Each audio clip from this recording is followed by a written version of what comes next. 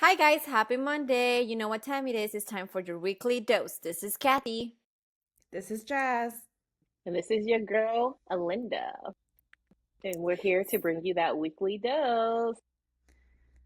So, in today's episode, we want to talk about how medical school is going for Jazz. So, let's get into it. Let's go.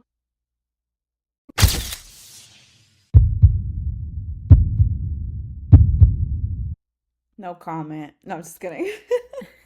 Medical school. Ooh. Well, first off, I never look like this. I never have makeup. There's no time. There's so much to do. Where do I start? So, I've actually been in medical school for 4 weeks. And in those 4 weeks, I have not looked like this, meaning this is like the first time I've put on makeup pretty much since my white coat ceremony, actually. And it's been rough. If I'm gonna be honest, it's been rough. Um, I knew it was gonna be rough, but now I'm like really feeling it. I'm so I've been in school for 4 weeks. I've been taking histology, so like learning about cells and like looking under microscopes and things like that. So since the get go, like really the first week of school, we in clinical skills we had standardized patients. And that was really crazy because I was like, oh, it's only the first week of school. Like in clinical skills, like we're probably just gonna be like, I don't know, taking vitals on each other. No, like they had us working with standardized patients and basically like watching us work with standardized patients. So that was crazy because I just wasn't expecting us to like get started so quickly, doing that. But I guess medical school moves fast. Anatomy has been the big one. Literally within the first 2 weeks of school, we had like 20 something hours of like working with the cadavers. And that was crazy. And we jumped right in again the first week of school working with cadavers. And I was like thinking, okay, we'll have like the first week just anatomy, and then the second week we'll probably start working. No, literally the first week, maybe like the first or second day, we started like working in the lab. And that was intense. And it was also very different. Because I've worked in anatomy before, but I feel like we get more hands on time with working with the donors. Um, and it's also very interesting because, um, it's like bringing a different aspect of working in medicine, like actually working with the donors. It's like, you're working with really, like, if I think about it, it's like our first patient because we're learning so much with working with the donors. Um, I can't express like the feelings. There's just so many range of emotions working with the donors. It's been like really an up and down feeling because it's something that most people don't get to do. Like a lot of medical schools don't have um, like anatomy where you're able to work with donors. A lot of like programs, a lot of medical schools, anatomy, you're working with like modules, or you're working with um, like A technology mannequin.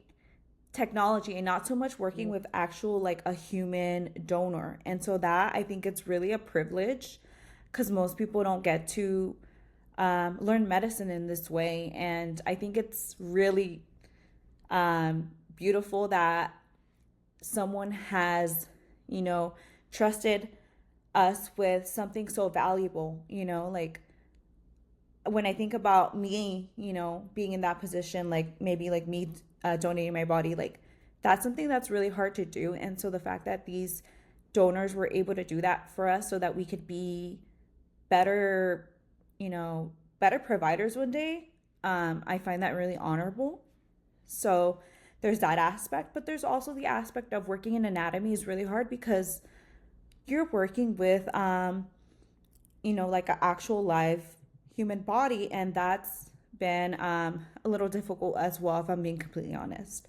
Especially for me because I have like a really heightened sense of smell, and so there's a bunch of chemicals in the room, and so that's been making me a little nauseous, and like just the smells have been really hard. But other than that, I think it's really exciting to be able to like see the human body like up front in person. Like most of my life, like yeah, I've taken anatomy, I've learned about the human body, but it's all through a book, and now we actually get to see it like in person, and I think that's really cool. And it's actually allowed us to like understand like relationships between organs and systems. So working with the human body has been, you know, rewarding, and it's been difficult, but being able to see things in person and being able to relate things and where things are has been really rewarding. And it's something that I'm only going to ever get to do once. And the fact that my school allows us to be able to work directly with donors um, is exciting and something that, again, I will only get to do like really once. So, yeah, that's been that. And then trying to think what else. Bef- Oh, we've also, before you move on, because I do want to, so you don't have to like rush through the story, because I got some follow-up yeah. questions for you for the donors. So the donors are basically, because they're cadavers, but there are bodies that were donated for, I guess, research purposes or school wise. Did they tell you how that person passed, like how they died? Did they give you like some type of background of where this person maybe from, like how they died, their family? Like, what is the process of, I guess, getting donors or for students? So I know like they have a really there it's a process like to be able to donate and things like that. And but they do give us limited information. Obviously like identities are kept private and everything, but we do get to know like cause of death and things like that.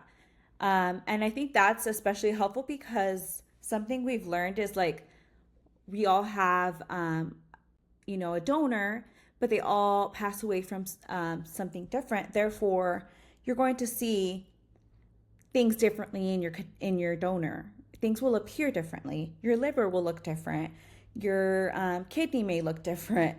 And so they do tell us causes of death and things like that. So it allows us to kind of um, notice the differences between organs or anatomy and things like that. Um, that and the age, I believe, is what they tell us. Yeah. And for you, what was the hardest part with working with the donor? I think the hardest part was the first day, and it's because you're um you come in and that's the first day you meet your donor, and that's really like the first day you get started with everything. And you know, I think you realize like this person had a past. They were human. They lived on this planet, and so we're actually going to get started on working on them.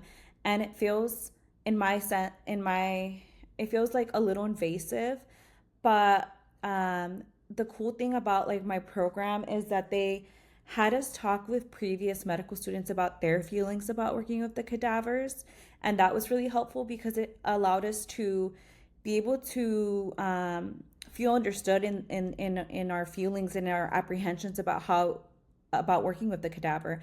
And so just realizing that like being nervous is okay and it's normal, that was really good for me because it just made me realize, okay, they felt the same thing I'm feeling. So that was really helpful. So then, because I had that when I came into the anatomy session, while I was still nervous, I um, I was a little less nervous because I talked with like upperclassmen, but also it made me like just feel grateful for the opportunity to be able to learn. Like they were giving me a gift, Hmm. and that was knowledge and being able to understand the human body better. And because of this, I was going to be able to just be a better future provider. And for me, it was more exciting to be able to um, take that moment and just take what they gave me and learn from it. But another thing, you know, that we did is right before we got started with working with the donor, we did say a little prayer, and that helped. In my opinion, that helped me feel like I could do it. Yeah. Um, and I know for you, Kathy, didn't haven't you worked with cadavers as well? Yes, and that's what I was going to ask, Jazz.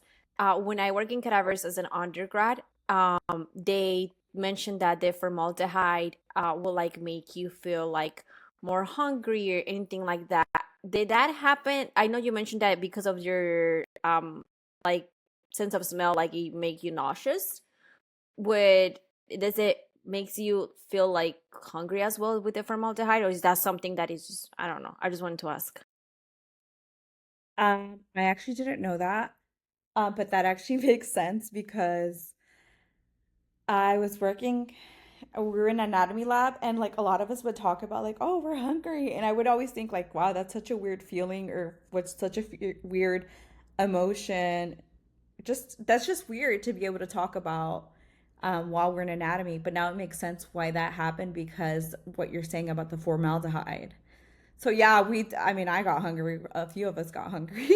Yeah, that's why I was like, because I thought it was just like a meeting, or I thought they were lying. So that's why I was like, let me check with somebody else, because no, I haven't spoke with nobody else that have worked with cadavers before.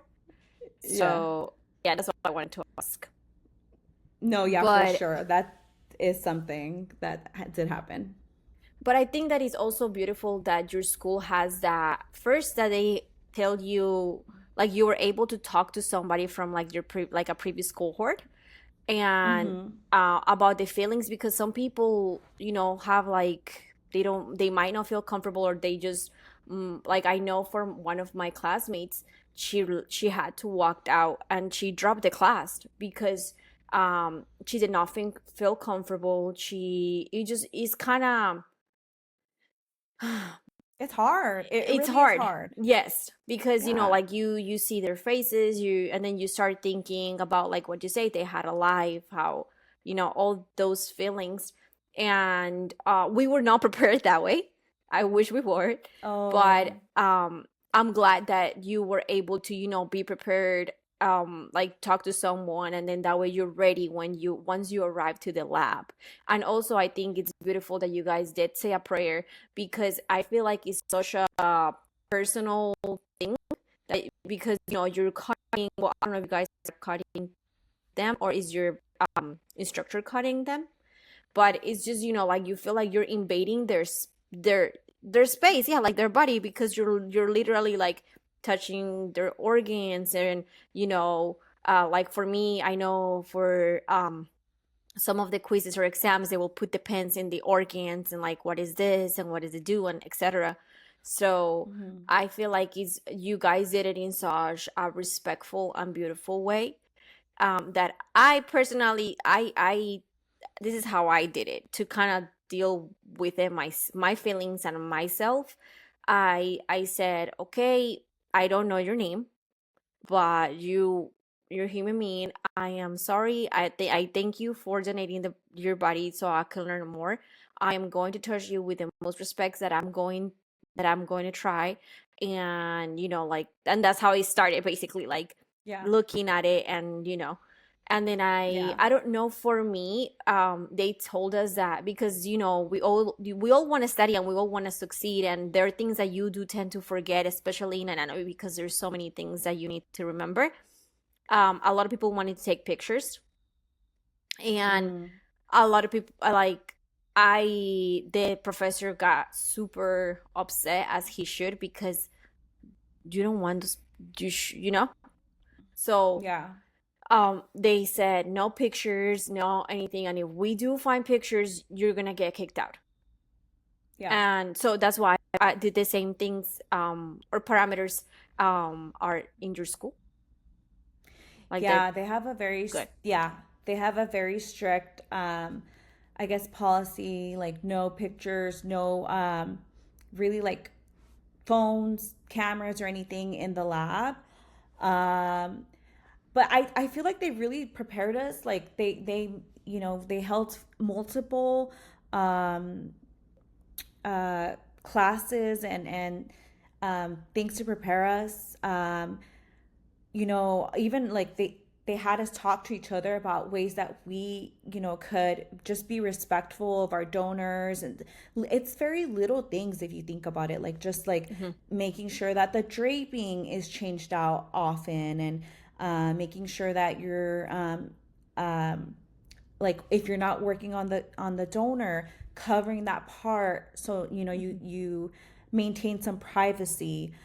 um a lot of, even some of my classmates have, made it a rule where they will not leave their donor by themselves uncovered. If they walk away, the donor needs to be fully covered, or like just things to try to respect the privacy, and just respect the donor. And I've learned a lot from my classmates about things that I can do to ensure that I'm, being more respectful of my donor. And so they had like uh, seminars where we would talk with each other about things that we could do. So like they really did a lot to make sure that we were being respectful and we were honoring our donors. And for me, that just made it a lot more easier to be able to just jump into it. Oh, we're also doing radiology. So that's really cool. Something I've never done before. We're like doing ultrasounds. We've been doing ultrasounds and learning how to like find different organs with the ultrasound, which has been very, very difficult. I don't know what I'm looking at, but they said that it's something that's very difficult and it will happen over time. And so, like, just even having like reinforcement from the school in that aspect, that has made me feel comfortable. I've been learning embryology. It's a lot, guys. I've been doing a lot, like a lot. So it sounds like you've been doing a whole lot. Yeah. So from all the lot that you have been doing, what has been the hardest part for you so far? If I'm being honest, um, I think the hardest part is clinical skills. And I feel like it's the hardest because they have you do something and then they have everybody watching you. And for me, that's hard. That's really hard. Um, the one good thing is they're very supportive here. Like they can see I'm like anxious or nervous, and they'll be like, "Don't worry, you don't have to be perfect today." They'll tell me like, "You don't have to be perfect today." They're like, "You can mess up today." Uh, they'll just be like, "Just try to learn, and you'll perfect it over time." And so that's been helpful. But because I am shy, like when people watch me, that's been very difficult. Yeah, that I would struggle with the same thing because I hate being watched Yeah. and people with extra eyes on me that would just cause me more anxiety and Yeah. make me mess up a little bit more, even if I know this stuff, but because I'm being watched, all of that goes out the window. All the Yeah. knowledge that I had prior goes right out the window. Yeah, like Yeah. we were doing a our first physical exam, and I was like, "Oh, it's only like the second week of school, like it's gonna be like whatever." Like I'm I was thinking like, I'm not gonna go." And they're like, "Oh no, everybody goes." And I was like, "Oh, okay." And so like we're performing a physical exam and everyone's just watching you, and I'm like, "Literally?" Like I'm just learning this today. Yeah. You just started yesterday. Yeah. So yeah, that's been difficult, but I'm also like excited because I know that you don't grow unless you're uncomfortable. So I'm just like trying to take it day by day or week by week. I would say Honest. another thing that's really been difficult is I don't think the material's necessarily hard.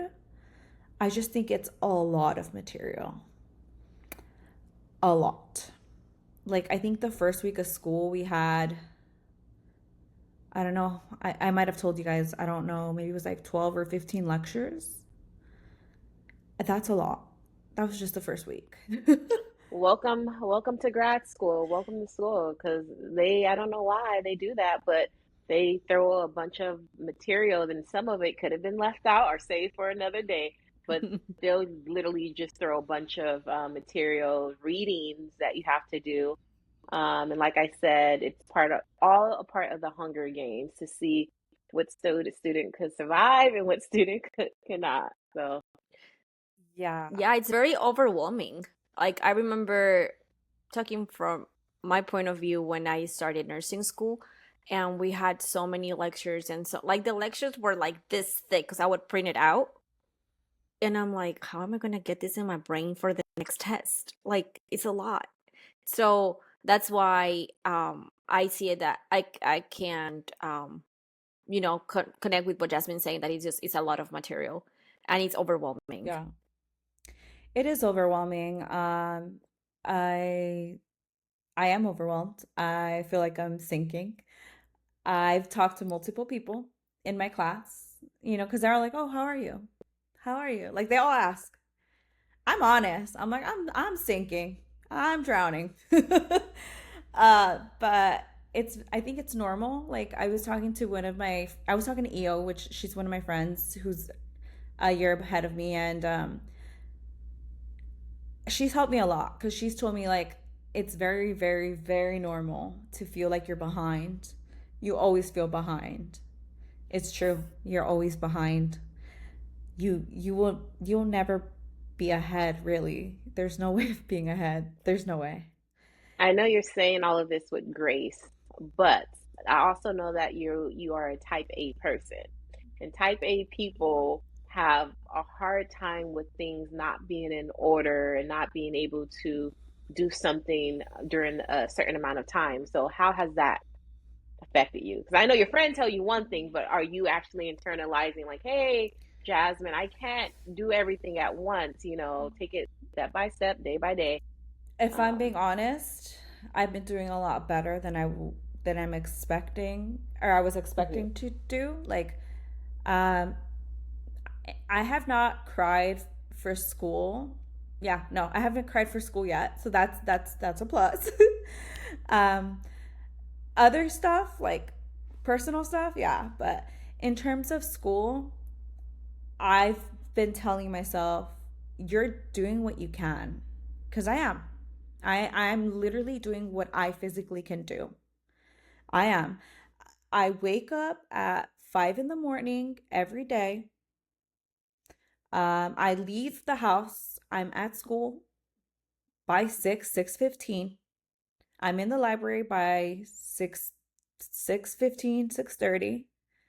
I watch lectures from 6 o'clock basically to till my first class, which may be 9 or 10.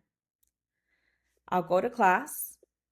At lunch, I'll take a very short break, do lectures or Anki, come home, watch more lectures, and then do Anki until 8 or 9. Have an hour to myself, maybe 9 to 10. Go to sleep and do it over every day. I mean, that's all I can do. You know, that's all I can do. Uh, there's not enough time in the day to do more. Sounds like you exhausted all your time.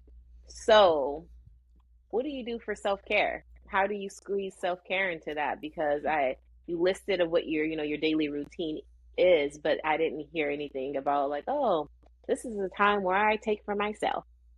Is nine to there ten. time? You have 9 to 10 a.m. or p.m. Right, literally the hour before I go to bed, that's me watching a documentary, me doing a face mask. Uh, that, yeah. I'm gonna have to rearrange my schedule because I want to incorporate the gym, which I haven't done for the past four. Really, I went to the gym one week, the first week of school. Okay. Um, the first week of school, and I haven't been back since. So I do want to incorporate that because I think that'll help me a lot. Although I've been doing pretty good, like mentally, despite being so busy. But yeah, I think going to the gym is going to help a lot. And my time for myself, I try to do it like on either Saturday or Sunday, and that'll just be me watching TV. I am trying to incorporate more like hanging out with friends. So I did like ask a friend if they want to go to a nursery this weekend. So I'm gonna try to do that. Um, but I did hear the first block was gonna be the most difficult. And so my first block is done in a month. So I'm probably going to be ch making changes to my schedule and my routine. So So, are you taking therapy? I'm not, but I've been pretty emotional with like personal things. And because of that, I know that I need to like invest time into talking to a therapist. Um, the good thing is my school provides counseling and things like that. And Okay. so um I'm going to reach out. I just haven't done it. Okay. I'm But glad that is a you're sorry. I'm glad your school provides it because that was gonna be my next question. Sorry. yeah, I know they do. They provide it. They are a little, they do say they get I hear their counseling services are really good.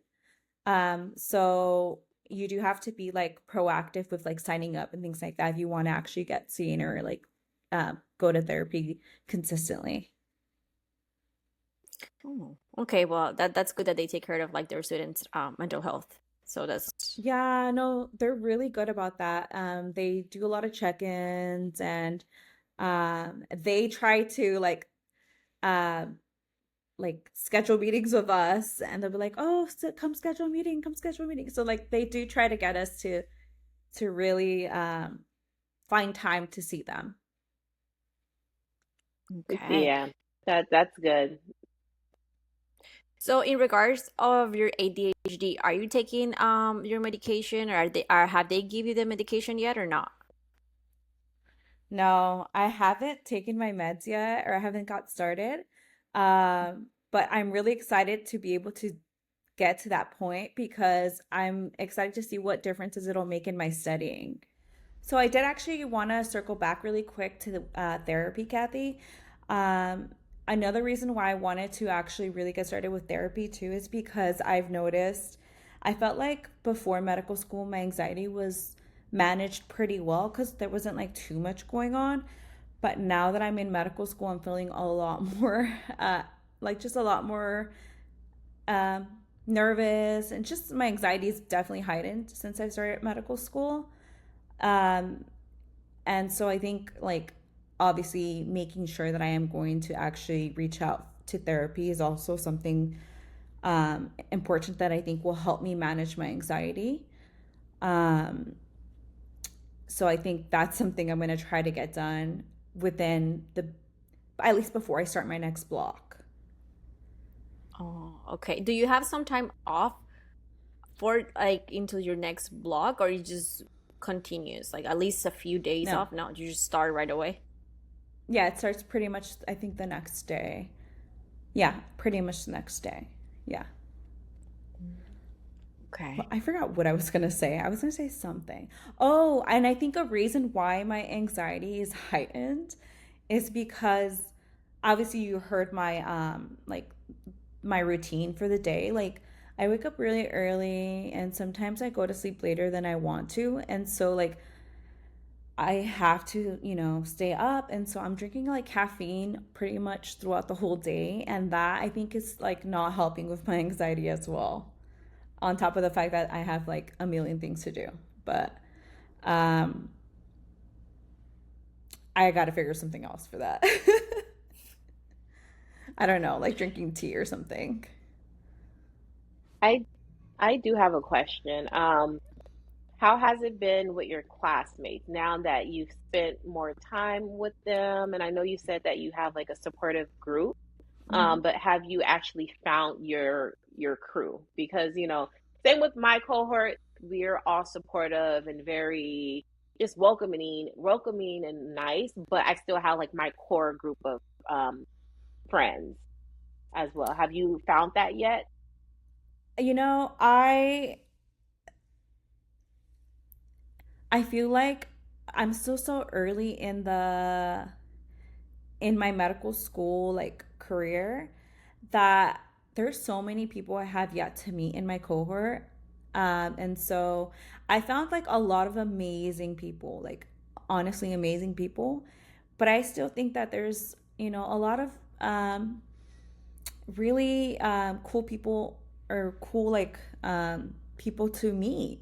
And so I'm excited to be able to meet more of my classmates, but this block is definitely not going to be one of those blocks where I'm going to, because they did mention that once your first block is over, you're going to have more time to join SIGs and do more extracurricular activities. But they said wait till this block ends to be able to like really go out and do things and join SIGs and things like that. And how long is each block? Like how many weeks? Um, I think so. I think that's really hard to answer, but my first block is 8 weeks. But I hear that the first block is the most different out of all the blocks in a sense that the time it's shorter and then also it's very inconsistent.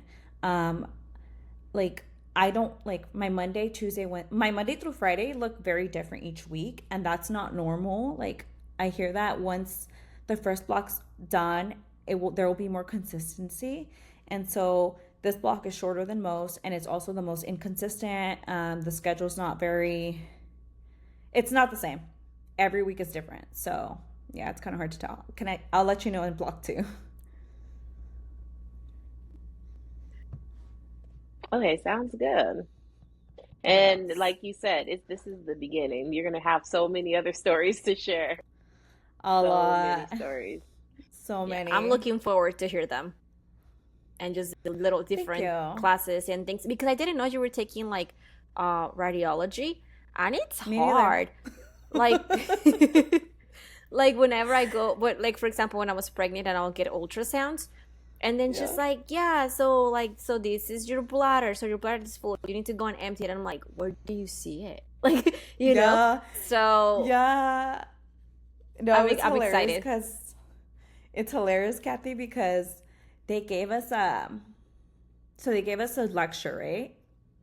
Mhm. They gave us a lecture and then we had pre reading and pre like videos to preview before we went into lecture. And then lecture was only like, I don't know, maybe an hour. And then the next week we came in and we were working with standardized patients with like the probes. And I was like, I don't know anything. They're like, what is that?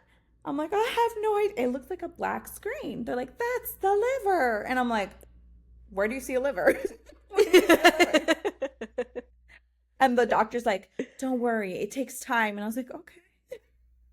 If you say so. Yeah, no, I was the same way, and I still don't understand. That's the thing, they only gave us a day to learn that stuff, and I'm looking Yeah. like, where do you, I don't see what you Yeah. see. Like the only Yeah. thing I was able to distinguish was the gas bubble. When somebody had their gassy and you can see like a bubble within the stomach, that's the Mm-hmm. only thing I was able to understand. Other than that, I was like, I need some more days to learn this stuff. Definitely. I thought it was really cool though. You could see the diaphragm moving up and down. I was like, oh, that's cool. But yeah, I have a lot more to learn. But they're very supportive and they're like, this will take a lot of time for you to really understand. And so them saying that is really just helping me because I'm already anxious to begin with.